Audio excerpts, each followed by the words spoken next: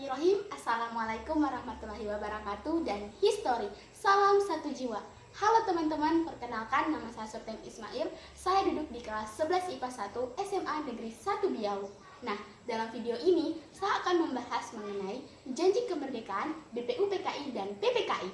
Nah, dalam video pembelajaran ini memiliki tujuan untuk melengkapi tugas yang diberikan oleh guru bidang studi sejarah, yakni Ibu Arijah. Oleh karena itu, saya ingin mengucapkan banyak-banyak terima kasih kepada Ibu Arijah yang telah memberikan kesempatan kepada saya dalam membuat video pembelajaran ini. Kemerdekaan BPUPKI dan PPKI. Nah, untuk janji kemerdekaan yang diberikan Jepang kepada bangsa Indonesia ternyata hanya ingin mengambil simpati bangsa Indonesia, karena pada saat itu Jepang mengalami pendesakan oleh Angkatan Laut Amerika Serikat, di mana Angkatan Laut Amerika Serikat berhasil merebut kedudukan penting Kepulauan Mariana, sehingga jalan menuju Jepang semakin terbuka. Hal ini juga dikarenakan oleh keadaan Jepang yang pada saat itu telah kehilangan kepercayaan rakyat Indonesia dalam melawan sekutu. Melihat kekalahan sudah di depan mata, Jenderal Kunia Kaiso yang pada saat itu telah diangkat sebagai jenderal mengambil sebuah keputusan berupa pemberian janji kemerdekaan kepada bangsa Indonesia. Nah, tepatnya pada tanggal 7 September 1944 di sebuah sidang istimewa parlemen Jepang di Tokyo, Perdana Menteri Kaiso mengemukakan bahwasannya Indonesia diperkenankan merdeka kelak di kemudian hari. Nah, sejak itulah Jepang mulai memberikan izin kepada bangsa Indonesia untuk mengibarkan bendera merah putih di samping bendera Hinomaru, menyanyikan lagu Indonesia Raya setelah lagu Kimigayo. Nah, sejak itu pula Jepang mulai mengerahkan tenaga rakyat Indonesia sebagai pertahanan. Kemudian, Letnan Jenderal Kumakichi Harada mengumumkan dibentuknya suatu badan, yaitu Badan Penyelidik Usaha-Usaha Persiapan Kemerdekaan Indonesia yang kita kenal dengan sebutan BPUPKI. Nah, BPUPKI ini dibentuk pada tanggal 1 Maret 1945. Nah, teman-teman, pembentukan suatu badan pasti memiliki tujuan kan? Nah, apa sih tujuan pembentukan BPUPKI itu kan? BPUPKI yaitu untuk menyelidiki dan mengumpulkan bahan-bahan penting tentang ekonomi, politik, dan tatanan pemerintah sebagai persiapan kemerdekaan Indonesia. Nah, untuk anggota dari BPUPKI ini beranggotakan 67 orang, di mana 60 orang adalah orang Indonesia dan 7 sisanya adalah orang Jepang yang tidak memiliki suara. Nah, teman-teman, sebagaimana kita ketahui bersama bahwasanya BPUPKI merupakan badan yang dibentuk oleh pemerintahan militer Jepang. Nah, walaupun demikian, dalam persidangan baik wakil ketua maupun anggota istimewa dari kebangsaan Jepang tidak pernah terlibat dalam perbincangan persiapan kemerdekaan Indonesia. Atau dengan kata lain, semua masalah-masalah mengenai kemerdekaan Indonesia adalah urusan pemimpin dan anggota dari Indonesia. Dalam sidang BPUPKI tahap pertama, Regimen mengemukakan pokok persoalan mengenai dasar negara yang akan dibentuk.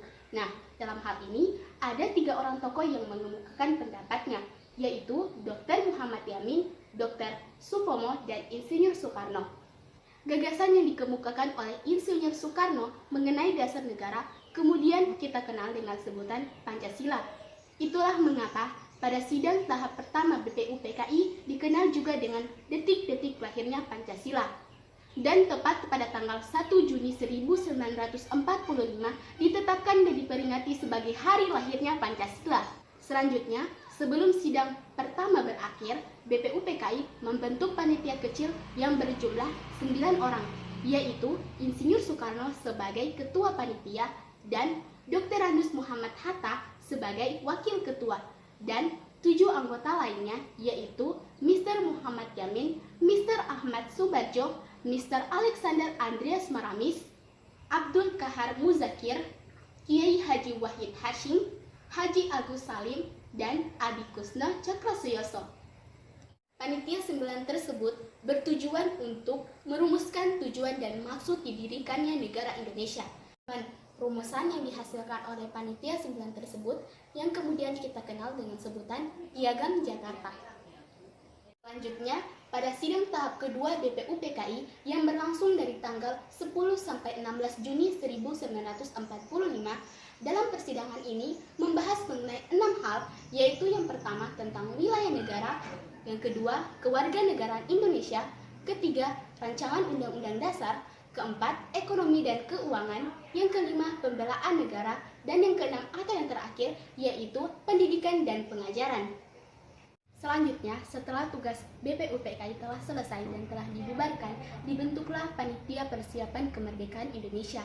Nah, PPKI ini dibentuk pada tanggal 7 Agustus 1945.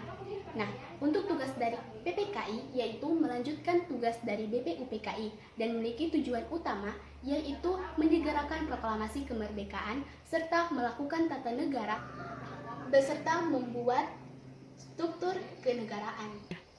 PPKI beranggotakan 21 orang, kemudian ditambah 6 orang oleh Insinyur Soekarno sehingga berjumlah 27 orang. Penambahan 6 orang tersebut tanpa sepengetahuan dari pihak Jepang. Dan inilah yang kemudian mengesahkan Piagam Jakarta sebagai pendahuluan dalam pembukaan Undang-Undang Dasar 1945. Oke teman-teman, cukup sekian yang dapat saya sampaikan mengenai janji kemerdekaan BPUPKI dan PPKI. Semoga apa yang saya sampaikan bermanfaat untuk teman-teman semua. Saya akhiri, wabillahi taufiq wal hidayah. Wassalamualaikum warahmatullahi wabarakatuh dan sampai jumpa.